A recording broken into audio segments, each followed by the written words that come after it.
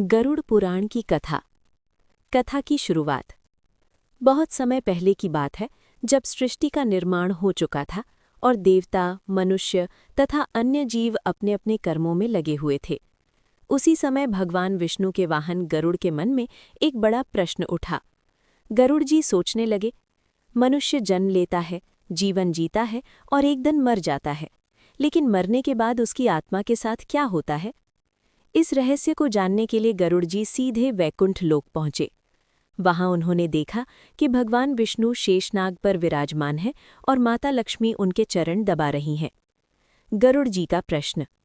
गरुड़ जी: प्रभु, आप जगत के पालनहार हैं, कृपया मुझे ये बताइए कि जब मनुष्य मरता है तो उसकी आत्मा कहाँ जाती है और उसे स्वर्ग या नरक कैसे मिलता है? भगवान विष्णु मुस्कुराए। भगवान विष्णु: हे गरुड़, ये बहुत गुप्त ज्ञान है, लेकिन तुम्हारी जिज्ञासा सच्ची है, इसलिए मैं तुम्हें ये रहस्य बताता हूँ। मृत्यु का रहस्य। भगवान विष्णु: हे गरुड़, जब किसी मनुष्य की मृत्यु का समय आता है, तब यमराज अपने दूतों को भेजते हैं। ये यमदूत आत्मा को शरीर से अलग कर देते हैं। उस समय मनुष्य की आत्मा अपने शरीर को छोड़ देती है और उसे समझ में नहीं आता कि क्या हो रहा है।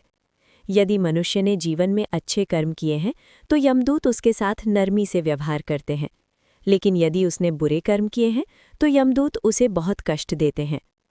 यमलोक की यात्रा। भगवान विष्णु ने बताया, हे गरुड़, मृत्यु के बाद आत्मा को यमलोक तक पहुंचने में लगभग 47 दिन लगते हैं। इस यात्रा के दौरान आत्मा को कई कठिन रास्तों से गुजरना पड़ता है। आग जैसी गर्म जमीन, कांटों से भरे रास्ते, डरावने जंगल, भूख और प्यास की पीड़ा। लेकिन यदि परिवार वाले पिंडदान और श्राद्ध करते हैं तो आत्मा को इस यात्रा में राहत मिलती है। कर्मों का लेखा जोखा। जब आत्मा यमलोक पहुंचती है तब वहां चित्रगुप्त उसका पूरा हिसाब खोलते हैं। चित्रगुप्त के पास हर मनुष्य के कर्मों का रिकॉर्ड होता है।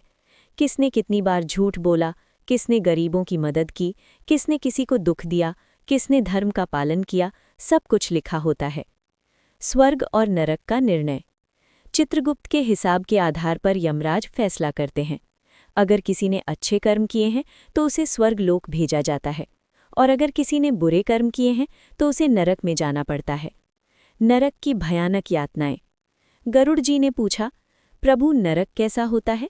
भगवान विष्णु बोले, हे गरुड़, नरक में अनेक प्रकार की यातनाएं होती हैं। कुछ नरकों के नाम: तामिश्र नरक, अंधत्तामिश्र नरक, रौरव नरक, कुंभीपाक नरक। इन नरकों में पापियों को अलग अलग प्रकार की सज़ा मिलती है। पापों की सज़ा। भगवान विष्णु ने कहा, जो लोग चोरी करते हैं उन्हें आग में जलाया जाता है।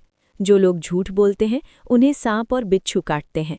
जो लोग माता पिता का अपमान करते हैं उन्हें भारी कष्ट मिलता है। जो लोग निर्दोष लोगों को दुख देते हैं उन्हें भयानक नरक मिलता है। गरुड़ जी ये सब सुनकर बहुत दुखी हो गए। फिर गरुड़ जी ने पूछा, प्रभु, स्वर्ग कैसा होता है? भगवान विष्णु बोले, हे गरुड़, स्वर्ग बहुत सुंदर स्थान है।